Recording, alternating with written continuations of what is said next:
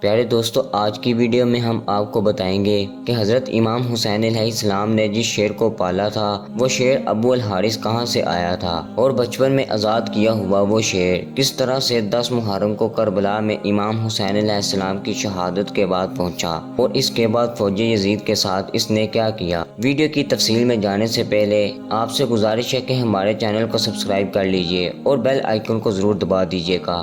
دوستو، امام حسین علیہ السلام نے بچپن سے ایک شیر پال رکھا تھا جس کا نام ابو الحارث تھا۔ ابو الحارث کی بچپن سے ہی امام حسین علیہ السلام سے دوستی ہو گئی، وہ ہر جگہ پر امام حسین علیہ السلام کے ساتھ رہتا تھا۔ دوستو، جب یہ شیر بڑا ہو گیا تو کچھ لوگ مولا علی علیہ السلام کے پاس آئے اور کہنے لگے، یا علی، اب یہ شیر بڑا ہو گیا ہے، ہمیں اس سے خوف آتا ہے کہ کہیں ہمیں یہ نقصان نہ پہنچا دے۔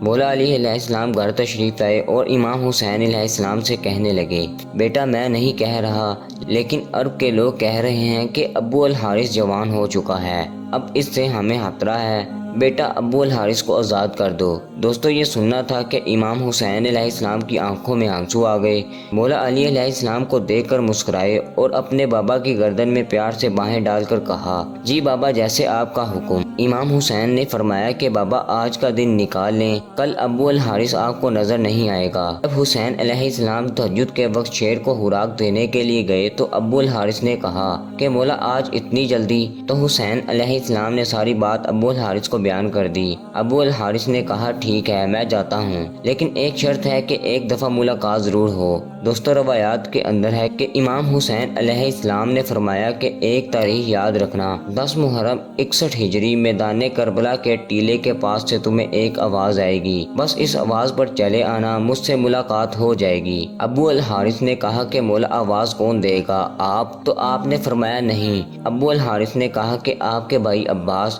آپ نے فرمایا نہیں۔ پھر امام حسین علیہ السلام روئے اور فرمایا، میری 4 سال کی بیٹی سکینہ تمہیں آواز دے گی، یا پھر ہماری اماں فضہ تمہیں آواز دیں گی۔ دوستو، آج بھی کربلا مالا میں وہ مقام موجود ہے جہاں کھڑے ہو کر بی بی فضہ نے ابو الحارث شیر کو آواز دی تھی۔ امام حسین علیہ السلام نے جب حارث کو آزاد کیا تو انہوں نے فرمایا کہ اے ابو الحارث، تم ملک عراق میں چلے جاؤ، وہاں پر نینوا کا ایک جنگل ہے، اس جنگل کا بادشاہ شیر مر چکا ہے، تم وہاں چلے جاؤ اور وہاں پر جا کر بادشاہی کرو۔ دوستو، یوں امام حسین علیہ السلام کا حکم مان کر ابو الحارث مدینہ سے چلا گیا۔ دوستو، وہ عاشور کی شام تھی کہ جب امام حسین علیہ السلام شہید ہوئے، تو امام کی شہادت کے بعد عمر ابن سعید کا حکم تھا کہ امام حسین علیہ السلام کی لاش پر گھوڑے دوڑائے جائیں اور لاش مبارک کو پامال کر دیا جائے۔ یہ آواز سن کر اہل حرم میں قیامت برپا ہو گئی۔ جیسے ہی افواج اشیاء کے اندر یہ اعلان ہوئے تو بی بی فضہ حضرت زینب علیہ السلام کے پاس آئیں اور کہنے لگیں، اے میری پاک سید رسول خدا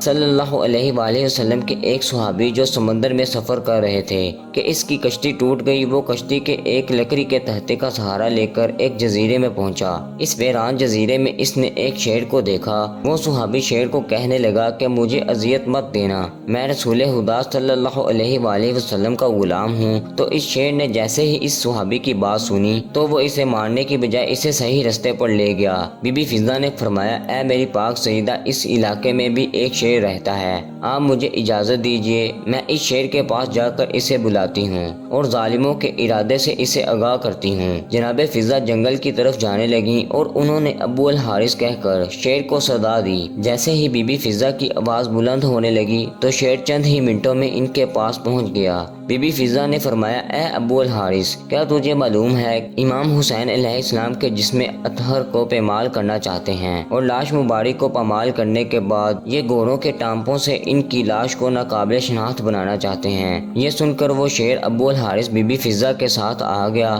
اور مقتل میں پہنچ کر امام حسین علیہ السلام کی لاش کے پاس بیٹھ گیا۔ اور دوستوں، مقتل کی کتابوں میں ہے کہ اس شیر ابو الحارث نے ہونے امام حسین علیہ السلام سے پیشانی رنگین کی اور روتا رہا، یعنی کہ جب کوفہ کے لوگ گھوڑوں پر سوار ہو کر امام حسین علیہ السلام کی لاش کو پامال کرنے آئے تو دیکھا کہ ایک شیر موجود ہے، تو گھوڑے وہاں نہ ٹھہر سکے اور بے قابو ہو کر بھاگ نکلے۔ سواروں نے بھی پلٹ کر نہ دیکھا۔ جب اس واقعے کی عمر ابن سعید کو خبر ملی تو وہ کہنے لگا کہ اس کو کسی پر ظاہر نہ کرنا، یہ ایک فتنہ ہے۔ دوستو، جناب فضہ نے شیر کے آنے کی خبر زینب پاک کو سنائی اور اس طرح لاشیں اختر پامال ہونے سے محفوظ رہی۔ تو دوستو، یہ تھی ہماری آج کی ویڈیو۔ آپ کو ہماری ویڈیو کیسی لگی کمنٹ کر کے ہمارے ساتھ شیئر ضرور کیجیے گا۔ اپنا اور اپنے پیاروں کا خیال رکھیے۔ ملتے ہیں اگلی ویڈیو میں، تب تک کے لیے اللہ حافظ۔